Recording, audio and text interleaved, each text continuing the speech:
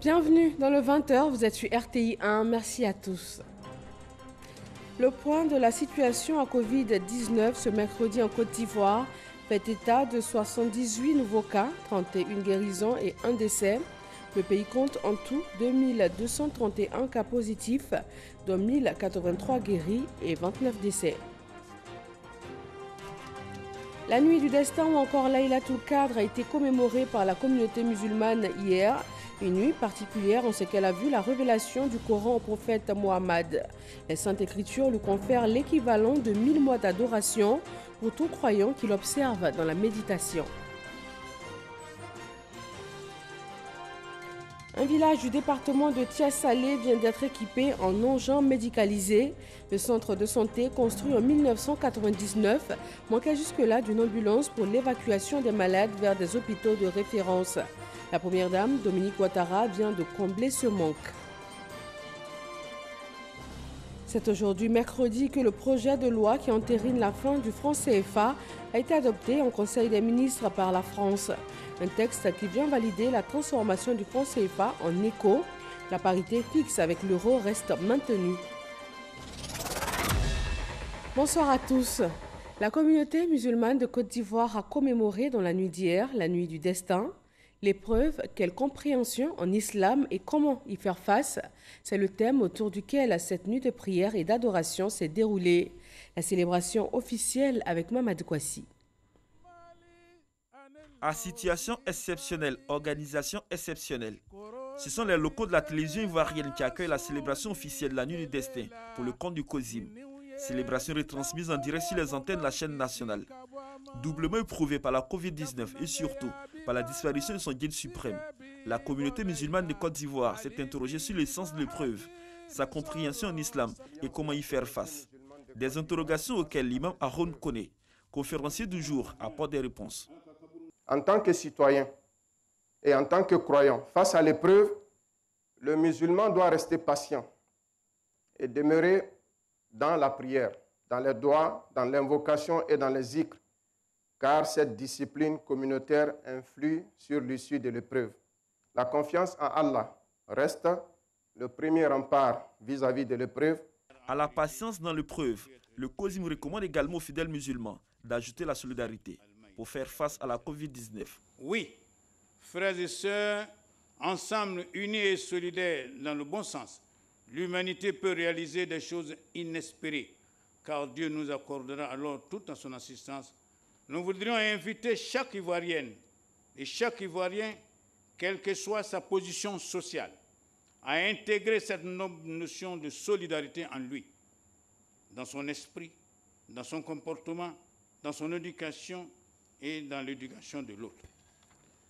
Il invite à ce que l'homme privilégie dorénavant la solidarité sous toutes ses formes, en ensemant les grains autour de soi et partout ailleurs. Le ministre d'État, ministre de la Défense, Ahmed Bakayoko, représentait le chef de l'État à cette nuit de la destinée.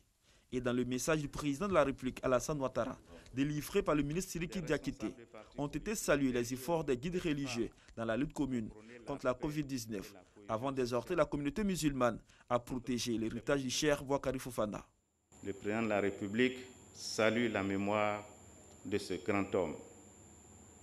Il invite la communauté musulmane à ouvrir le livre de la vie du Cheikh Boakari Fofana, parce qu'elle y trouvera les instruments nécessaires pour assurer sa propre cohésion et les instruments nécessaires pour promouvoir la paix et la cohésion entre cette communauté et les autres communautés religieuses.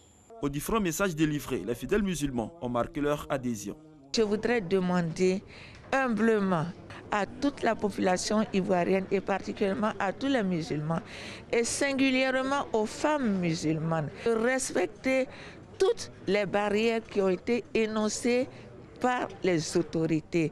Moment opportun donc d'intensifier la prière pour nos défunts, tous nos défunts musulmans et aussi pour le pays qui a des rendez-vous importants pour que la paix soit, pour que le cœur soit apaisé. Nous ne pouvons que louer Allah et qu'il ait pitié de l'âme de notre guide spirituel et que surtout qu'il ait pris qu'il est l'âme de tous nos défunts. Depuis le début du mois de Ramadan, à la demande du président du COSIM, Feu Cheikh Boakari Fofana, le Coran a été lu intégralement, 1762 fois, dans l'ensemble des mosquées de Côte d'Ivoire. Des lectures pour la paix et le développement du pays. Cette nuit de la destinée, qui vaut à elle seule 1000 mois d'adoration, a été le moment de clore ces différentes lectures par une bénédiction finale. Nos reporters ont sillonné différentes mosquées du district d'Abidjan. Chaque communauté a organisé cette nuit du destin marquée du sceau du coronavirus à sa façon. Bintou Pekele et Dangui Dangui.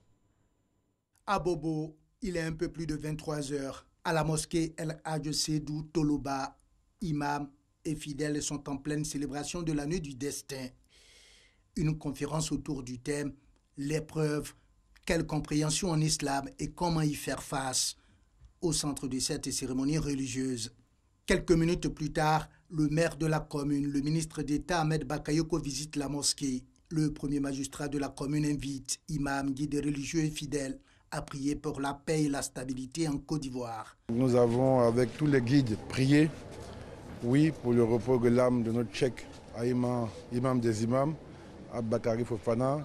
Nous avons également prié pour la santé de tous les Ivoiriens, quelle que soit leur origine et leur confession religieuse, afin que les Ivoiriens soient épargnés pour la plupart du coronavirus. Nous avons également adressé des prières pour la santé, la longévité du président de la République. Je voulais venir ici, à Abobo, avec mes administrés, partager, prier ensemble à l'occasion de cette nuit du destin.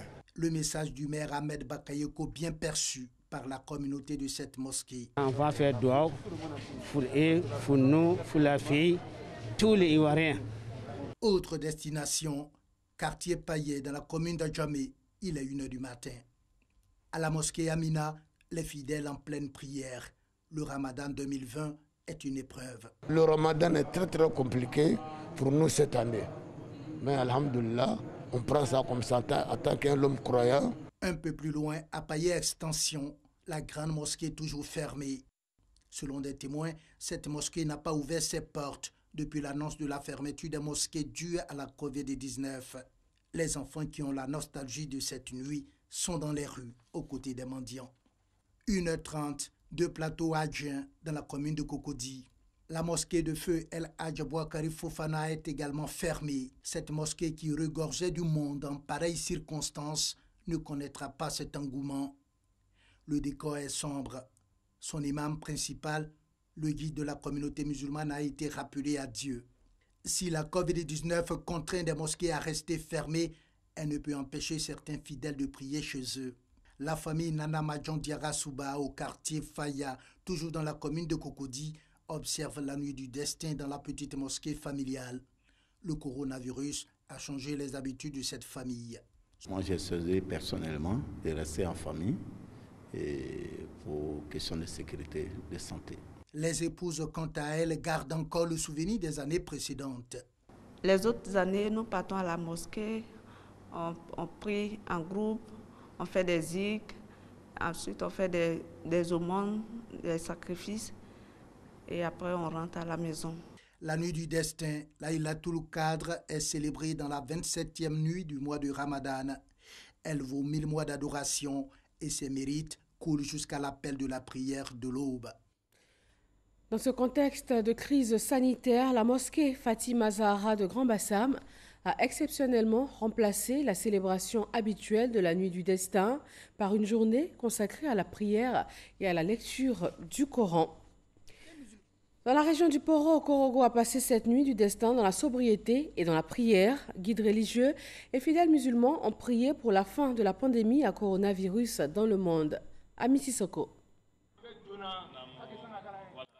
Entre prière, lecture méditée du Coran, invocation et don, la nuit du destin au Laylatul Qadr est un moment qui invite tous les fidèles musulmans à d'importantes introspections. Cette année, dans le cadre de sa célébration, les musulmans sont soumis à de nombreuses contraintes occasionnées par une crise sanitaire mondiale, telles que le respect des mesures barrières. À Korgo, à la grande mosquée au quartier Koko, les fidèles sont félicités par les autorités pour leur engagement à faire barrage à la Covid-19. Et je suis heureux et je félicite l'imam et le forum interreligieux pour les dispositions qu'ils ont prises. Je vois qu'on a respecté la distanciation physique. Dans les différentes mosquées sillonnées, les épreuves réservées par Allah à chaque musulman étaient au centre de tous les prêches dans ce contexte de Covid-19. Quand tu es éprouvé, il faut te mettre dans le moule de Dieu pour ne pas se disperser et prier pour qu'on trouve une solution, pour que le bon Dieu trouve la solution. Nous sommes dans cette nuit pour que Dieu nous apporte sa grâce et Dieu nous apporte tout ce que nous demandons cette nuit, pour que cette nuit est le commencement de la vie de tout un chacun. La nuit du dessein est la nuit de l'exaucement des vœux. Invocations et prières se multiplieront jusqu'à l'aube. Donc, un peu de thé chaud pour rester éveillé. Avec la maladie à coronavirus et les mesures restrictives dans les mosquées, certaines personnes se sont organisées pour célébrer la nuit du Cadre devant leur cour. La nuit du destin, vraiment aujourd'hui, vraiment on est très heureux parce qu'il y a longtemps, les musulmans se sont réunis pour écouter un peu les versets du Coran. La nuit du destin correspond à la nuit du 26 au 27 du mois de Ramadan. L'observation du croissant lunaire marquera la fin de ce jeûne, probablement le samedi 23 mai. Après Korogor, on se rend à Ndoussi et à Méagui, dans le sud de la Côte d'Ivoire, où pour la commémoration de Laylatul Qadr, les musulmans ont dû s'adapter à la situation actuelle. Lancine Bakayoko. Les fidèles de la communauté musulmane de la localité de Méagui sont sortis par petits groupes dans le strict respect des mesures barrières pour commémorer la nuit du destin. L'imam principal de la grande mosquée de la ville, Al-Sheikh El Hadj Ibrahim, a fait des prières pour le repos de l'âme de l'imam Bouakari Fofana, président du Conseil supérieur des imams, des mosquées et des affaires islamiques en Côte d'Ivoire, COSIM, avant d'inviter les fidèles à promouvoir le vivre ensemble, le respect d'autrui et surtout à cultiver la paix.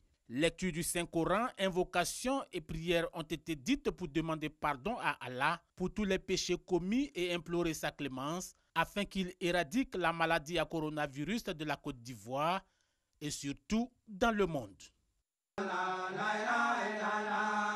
La nuit du Cadre commémorée dans la sobriété. À Ndoussi, les fidèles musulmans ont occupé les différents espaces publics de la ville pour l'événement qui symbolise la révélation du Coran. Une nuit du destin ou Laylatul Qadr, considérée comme bénie chez les musulmans car elle est l'équivalent de 1000 mois d'adoration.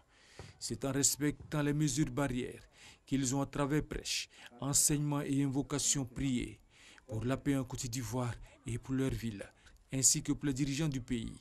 Ils ont également prié pour le repos de l'âme de l'ex-guide de la communauté musulmane, Cheikh Aïma Bouakari Fofana, et de leur ancien maire, Silla Swalio, décédé récemment. Les guides religieux et l'ensemble des fidèles ont bénéficié du soutien du député Charles Niaouré, cadre de la région qui les a encouragés à poursuivre leurs prières pour l'unité et la cohésion en Côte d'Ivoire. Notons que du fait de la Covid-19, ce sont 6 mosquées sur les 18 que compte la ville d'Ndoussi qui ont pu organiser cette nuit qui est célébrée le 27e jour du mois de Ramadan. Et pendant cette nuit particulière, la communauté musulmane n'a pas oublié de porter en prière un des siens arraché à son affection il y a tout juste quelques jours, le Cheikh Aïma Bouakari Fofana, décédé le dimanche 17 mai dernier. Le Sénat a présenté ce mercredi ses condoléances à la famille biologique et spirituelle du défunt. Herman Guivet. Mosquée de la Riviera Golfe ce mercredi, soleil de plomb au rendez-vous et flux de visiteurs encore sous le choc de la disparition du cheikh Bouakari Fofana, imam principal de la mosquée des Deux Plateaux à Djen et président du COSIM. D'entre ces visiteurs, le président du Sénat, Aoussou Kouadiou Jano, venu présenter ses condoléances aux familles éplorées, spirituelles et biologiques du cheikh Bouakari Fofana. Un geste fort, loin de laisser indifférent toute la communauté musulmane de Côte d'Ivoire et la famille biologique du défunt. Monsieur le Président du Sénat, votre venue pour présenter vos condoléances aux deux familles, Cheikh Bouakari Fofana, rappelé à Allah subhanahu wa ta'ala, ne nous a pas surpris.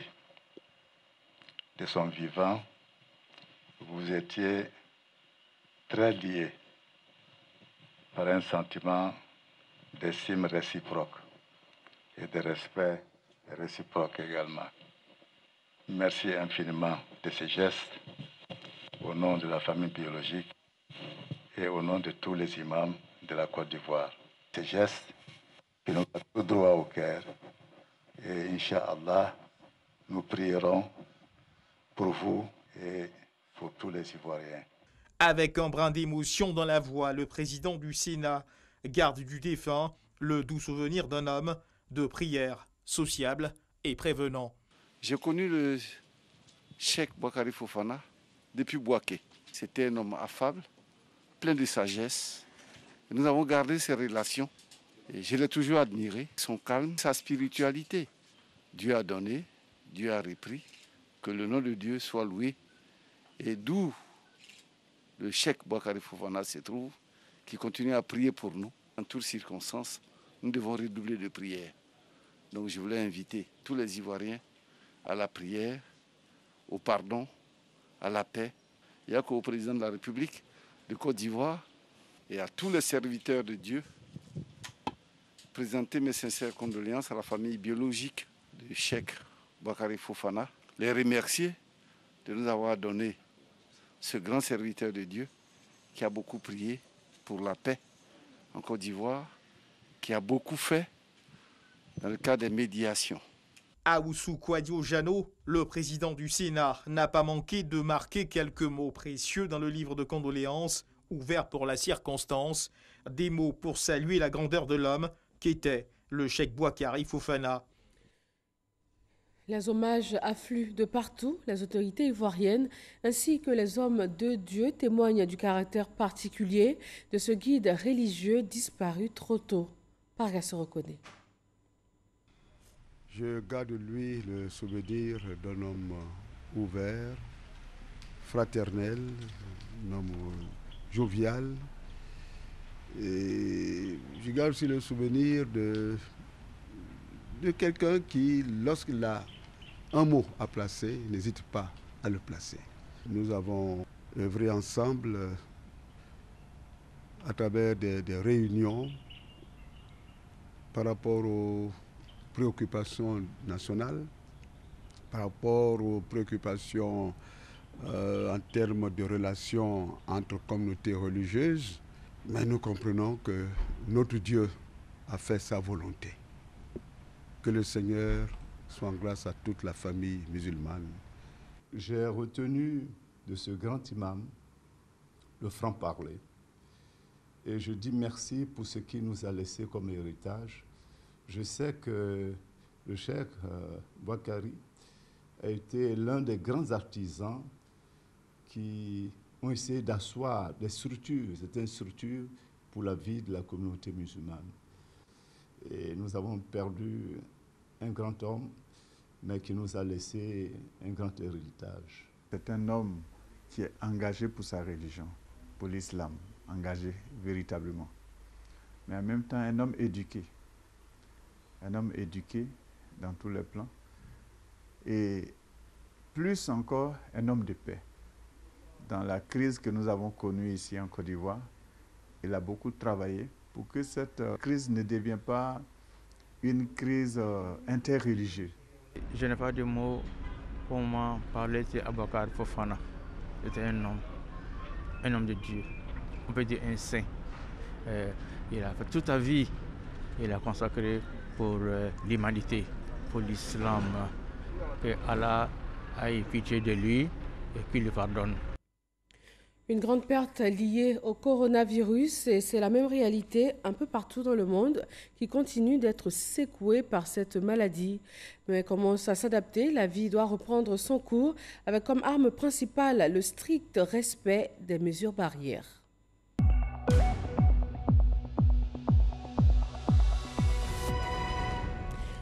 Quel est le point de la situation en Côte d'Ivoire ce mercredi 20 mai, le bilan du ministère de la Santé et de l'Hygiène publique?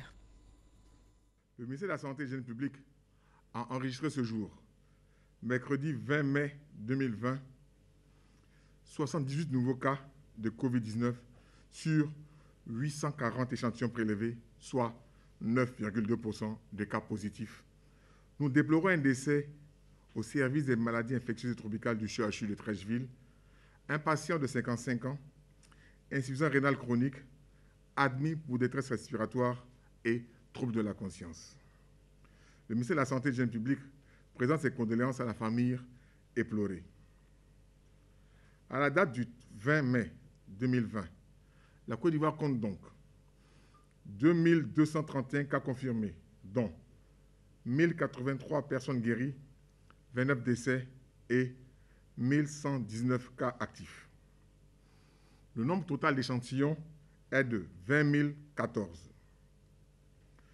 Le ministère de la Santé et de l'Hygiène publique tient à rappeler aux populations que la COVID-19 continue de circuler dans notre pays et que nous devons rester vigilants en adoptant les mesures barrières.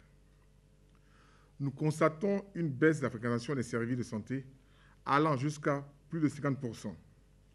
Cette baisse de fréquentation est particulièrement marquée dans la ville d'Abidjan et concerne tous les services, particulièrement ceux de la vaccination et des consultations prénatales.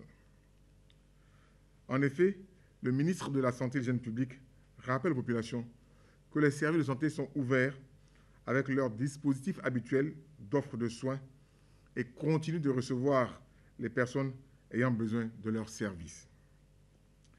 Si toutefois vous toussez, avez de la fièvre et des difficultés respiratoires, nous vous recommandons de vous rendre dans les centres d'accueil et de dépistage COVID-19 ou d'appeler les numéros gratuits suivants, le 101, le 119, le 125 et le 143.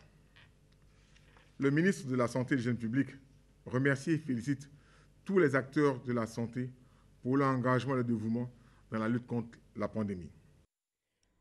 On s'intéresse maintenant aux chiffres. Ailleurs en Afrique de l'Ouest, le Ghana compte 6 096 cas confirmés, 31 décès. Le Burkina Faso, 809 cas, 52 décès. La Guinée, 2863 cas confirmés, 18 décès. Le Libéria, 238 cas confirmés, 23 décès. Le Mali, 901 cas confirmés avec 53 décès. Dans le monde entier, on comptabilise à ce jour 4 952 139 cas confirmés, 325 712 décès, plus de 1 900 000 personnes guéries. Le point presse sur la situation sanitaire et sécuritaire s'est tenu ce mercredi au ministère de la Sécurité et de la Protection civile dans la commune du Plateau. Franck Wadio nous en donne les points clés. 58e jour de la lutte engagée par la Côte d'Ivoire contre le coronavirus. Plusieurs mesures restrictives dont la levée du couvre-feu ont été prises. Le redressement des tendances escomptées oscille entre le bon et le moins bon selon le ministère de la Santé, car le taux de positivité est remonté à 6% hier contre 3,1% de la veille. Selon le taux de progression de la maladie qui oscille entre 6 et 11% depuis quelques semaines. Le bilan continue donc de s'alourdir malgré la qualité de la prise en charge qui permet de noter un nombre sans cesse croissant de personnes guéries de Covid-19 au terme de leur prise en charge et une faible létalité. Constat et impact négatif si l'on y prend garde. L'intérieur du pays, faiblement impacté à ce jour, demeure toujours à risque et le Grand Abidjan épicentre de la pandémie également, au vu des réactions de certaines populations suite aux dernières décisions du Conseil national de sécurité. En effet, il est donné de constater un relâchement au niveau des mesures sécuritaires et sanitaires, dont les mesures barrières. Non, la pandémie n'est pas encore finie, ni dans le monde entier, ni en Afrique et encore moins en Côte d'Ivoire, malgré l'apparente stabilité. Restons toujours en alerte, ne baissons pas la garde, qui que nous soyons et où que nous nous trouvions. Et cela passe par le respect des mesures barrières. Au plan sécuritaire, le constat est similaire. Certaines habitudes commencent à avoir la peau dure. Nous évoquions hier à la tribune d'Adiamé, au 57e point de la lutte contre cette pandémie, les convois et autres voyages clandestins qui auraient cours depuis le week-end dernier vers l'intérieur du pays en raison de la reprise des classes devenue effective depuis le lundi 18 mai 2020. À cet effet, au nom de tous les hauts commandements militaires et paramilitaires, appelons l'attention de tout candidat potentiel à pareille aventure périlleuse d'office de s'en détourner et de se conformer au strict respect des formalités officielles en vigueur, notamment les demandes de sortie d'Abidjan, demandes en ligne sur les sites suivants: www.autorisation.sécurité.gouv.ci ou matd-8org.ci pour l'administration du territoire. Le porte-parole de la police nationale a cependant salué les avancées et les efforts collectifs en faveur de la sensibilisation et des bonnes pratiques, notamment avec les leaders religieux et les forces de sécurité. Comme ce fut le cas d'ailleurs cette nuit, dans une mosquée de la place, où l'imam que nous saluons a dû mettre d'initiative un terme à sa prêche aux fins de conformité avec les mesures de plafonnement en vigueur.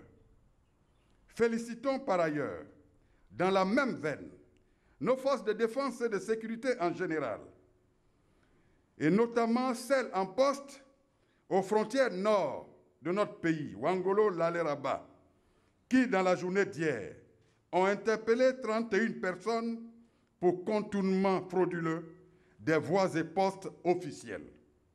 En tout état de cause, restons joignables au 20 25 0040, au 03 79 91 44, au 100 111 pour les numéros verts, au 170 pour la police secours et au 180 pour les sapeurs-pompiers. Appel donc à la remobilisation de tous pour freiner durablement l'avancée de la pandémie à coronavirus Covid-19. Dans le département de Tiasalé, la première dame Dominique Ouattara a fait don d'une ambulance au centre de santé d'un village qui rencontrait des difficultés dans l'évacuation des malades vers les hôpitaux de référence. Mahama Traoré. De l'autoroute du Nord au village de Kondié-Boumont, dans le département de Tiasalé, il faut parcourir 45 km de piste. Dans ce village d'environ 25 000 habitants, le personnel du centre de santé s'attelle au quotidien à fournir les premiers soins aux patients. En cas de nécessité, les malades sont référés à l'hôpital général de Tiasalé, 90 km plus loin. Souvent, quand il y a des femmes en travail, quand on les évacue, les parents sont en train de chercher de l'argent pour pouvoir les évacuer, ou bien une voiture pour pouvoir les évacuer, ils n'en trouvent pas, et ils sont obligés de partir à moto. Et des fois, la femme n'arrive pas à destination, elle peut prendre l'âme. Souvent, les enfants en émieux, on n'arrive pas à les évacuer à temps, on les évacue à moto, les mobilettes. Un enfant qui est serré entre deux personnes, on l'envoie à l'hôpital général, vous voyez ce qui peut arriver en route. Répondant à la sollicitation du maire de Tiasalé, Antoine Assalé-Tiemoko, la première dame vient de mettre fin à la détresse que vivent les populations de Kondié-Boumont depuis 1999. Au nom du Comité national de surveillance des actions de lutte contre le travail des enfants qu'elle préside, Dominique Ouattara vient d'offrir une ambulance au centre de santé de ce village. J'insiste sur la gestion parce que beaucoup d'ambulances ont été offertes à travers le pays, mais pour des questions de gestion, ces ambulances restent en panne au bout de 3 mois, au bout de 4 mois. La première dame a donné une ambulance en 2013, nous sommes en 2020, cette ambulance a continué de rouler. Elle n'a jamais été immobilisée pendant des mois, faute d'entretien. Et donc, il faut que le même système soit mis en place ici pour que d'ici 10 ans encore, cette ambulance soit encore fonctionnelle au bénéfice des populations. Aujourd'hui, cette belle ambulance va participer énormément à la prise en charge de nos patients et soulager le corps médical dans sa pratique quotidienne. Le don de cette ambulance vise donc à améliorer les conditions de vie de nos populations afin de renforcer leur capacité de résilience face aux risques sociaux. Car c'est en offrant à chaque famille et à chaque enfant une alternative prometteuse à travers l'éducation et la santé que nous parviendrons à éliminer le travail des enfants dans notre pays. Sous le président Alassane Ouattara, Kondié-Boumont a pu bénéficier du raccordement au réseau électrique national, de la construction d'un centre de santé rural et de 15 nouvelles salles de classe. Les populations émettent désormais le vœu de voir le village être érigé en sous-préfecture. L'élan de solidarité pour appuyer l'État de Côte d'Ivoire dans sa lutte contre la Covid-19 se poursuit. 3456 tests de dépistage d'une valeur de 37 millions de francs CFA ont été remis au ministère de la Santé et de l'Hygiène publique. C'est un don du laboratoire Roche. Serge Coléa. 3456 réactifs testing pour aider à la lutte contre le Covid-19. C'est le don du laboratoire Hoffmann-La-Roche, Afrique subsaharienne, à la nouvelle pharmacie de santé publique. C'est un don d'une valeur de plus de 37 millions de francs CFA. C'est un test très rapide, c'est un test très spécial et on sait très vite les résultats. D'autre part, ce qui est très important, c'est de protéger les ouvriers dans les hôpitaux, les infirmières, les docteurs qui travaillent très proches. Notons que le laboratoire donateur a déjà fait don de blouses, de gants et de masques d'un coût de 79 millions de francs CFA au ministère de la Santé et de l'Hygiène publique. Avant de se rendre à la nouvelle pharmacie de la santé publique, les responsables de ce laboratoire pharmaceutique ont rencontré le ministre de la Santé et de l'Hygiène publique. Et Janaka Ouili s'est réjoui de ce élan de solidarité nationale qui permet à la Côte d'Ivoire d'avoir une riposte sanitaire efficace. La mairie de Divo apporte son appui à l'escadron de gendarmerie qui a reçu un véhicule de type 4x4, des matelas et autres équipements de bureau. Ce don vient donc renforcer les capacités opérationnelles de cette unité. Léon Bro. Voici l'ex-complexe de la commune, l'actuel escadron de gendarmerie de Divo. Une unité créée à la demande des autorités locales, notamment le maire, pour une meilleure sécurisation de la région du Lot-d'Ivoire. En visite des travaux de réhabilitation de ces locaux cédés par la mairie, le maire de Divo explique que le combat contre la Covid-19 impose l'urgence à renforcer les capacités opérationnelles des hommes en tenue. Aux sapeurs-pompiers civils, Dr Amédée Kouakou offre des équipements d'intervention et à l'escadron de gendarmerie de Divo, un véhicule de type pick-up, des dizaines de matelas et autres équipements de bureau. Les éléments ont posé un problème de mobilité parce que l'escadron n'avait pas de véhicule. Donc nous leur avons offert un véhicule pick-up pour leur permettre donc d'assurer leur mission dans de très bonnes conditions. Je voudrais une fois de plus dire merci à M. le ministre d'État, ministre de la Défense, d'avoir pensé à notre région. Et le peu que nous pouvons faire en tant que maire de la commune de Divo, nous allons donc pouvoir le faire pour que cet escadron de gendarmerie puisse accomplir sa mission. Le maire de Divo annonce un appui additionnel pour la célérité des travaux de réhabilitation des locaux dédiés aux hommes du commandant Moulou Touré. Un engagement salué par le préfet au regard de la place de l'escadron de gendarmerie dans la sécurisation de la région du Lot-d'Ivoire. Notons que les premiers éléments de cette unité ont été déployés fin 2019, 3 ans après sa création. Le président du directoire du RHDP et les femmes du parti viennent d'offrir des vivres et des non-vivres à une dizaine d'organisations féminines du parti. Kandia Kamara, représentant le Premier ministre Amadou Gon Coulibaly, a procédé à cette remise de dons. Le point nous est fait ici par Sephora Zegui.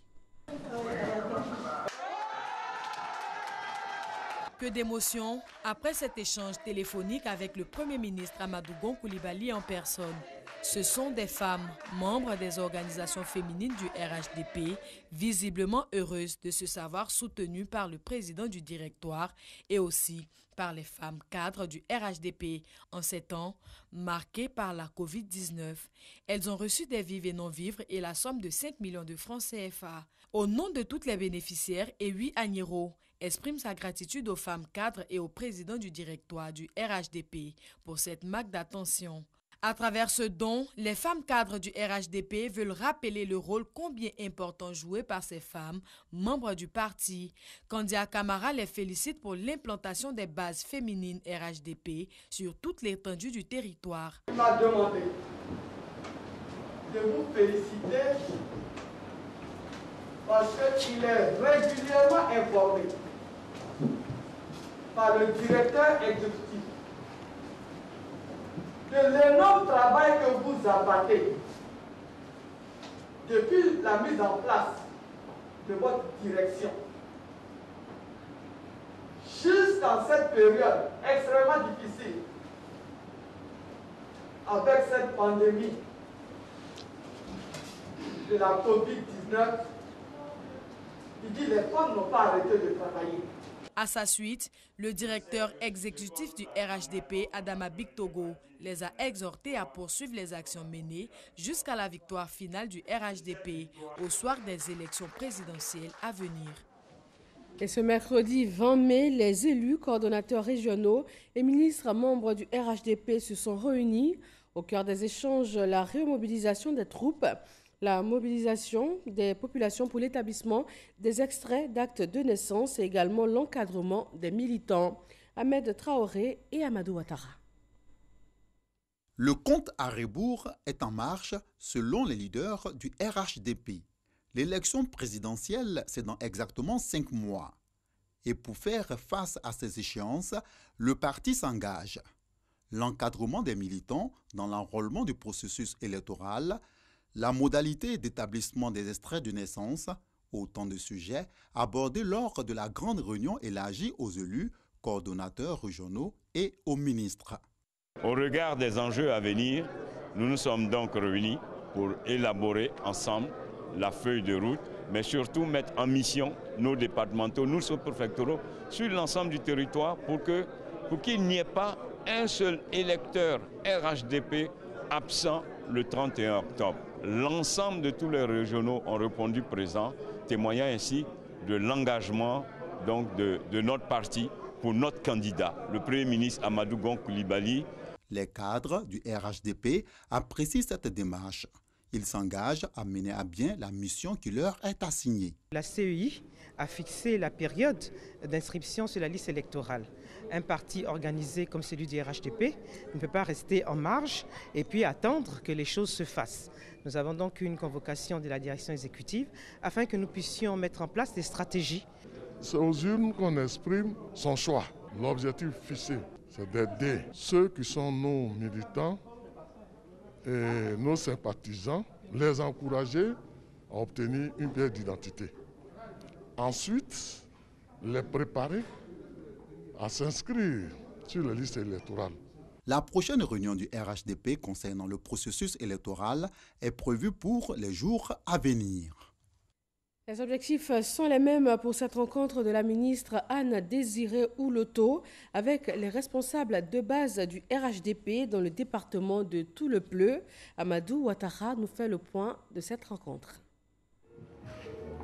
La ministre Anne-Désirée Ouloto, coordonnatrice régionale RHDP Cavali, face aux responsables de base du département de Tout-le-Pleu. Après un compte-rendu de sa tournée politique dans sa zone de compétence, Anne-Désirée Ouloto, par ailleurs, présidente du conseil régional du Cavali, est satisfaite de la mobilisation et demande à ses compagnons de lutte de maintenir le cap. Convaincre les populations, les organiser pour qu'elles soient capables donc d'être toutes inscrites sur la liste électorale, qu'elles puissent disposer de leur carte nationale d'identité pour voter en toute démocratie. De telle sorte que tous les cadres s'investissent, organisent des rencontres régulières dans leur sous-préfecture, dans leur village, dans les campements, de manière à ce que nos populations soient fin prêtes le 31 octobre 2020 pour voter naturellement notre candidat, le Premier ministre Amadou Gon Coulibaly. Les responsables de base du RHDP du département de Tout-le-Pleu se sont engagés et affirment être prêts pour les élections du 31 octobre prochain. Il n'y a pas de raison pour que nous n'allions pas encore de l'avant et que nous ne remportions pas encore ces élections. Nous sommes tranquilles, nous sommes sans crainte, nous allons gagner ces élections. C'est un engagement ferme qui est pris et elle sait que nous aussi nous le savons parce que nous sommes tous comptables de ce qui va se passer sur le terrain. 31 octobre, venez, nous allons danser. Nous sommes déjà prêts. Après ceux du département de Tout-le-Pleu, la ministre Anne-Désirée Ouloto compte rencontrer les responsables de base des 3 autres départements de la région du Cavali sous sa direction politique. Le ministère de l'Emploi et de la Protection sociale informe qu'en raison de l'Ascension, demain, jeudi 21 mai, est un jour férié sur l'ensemble du territoire national. Et puis pour terminer, c'est aujourd'hui, mercredi, que le projet de loi qui entérine la fin du franc CFA a été adopté en Conseil des ministres par la France.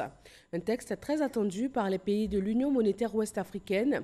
Il vient valider la transformation du franc CFA qui va devenir l'éco. La parité fixe avec l'euro reste maintenue, ainsi que la fin de la centralisation des réserves d'échange des États d'Afrique de l'Ouest auprès du Trésor français. Et voilà qui met fin à ce 20h. Merci de nous avoir suivis. Très bonne fin de soirée sur RTI 1.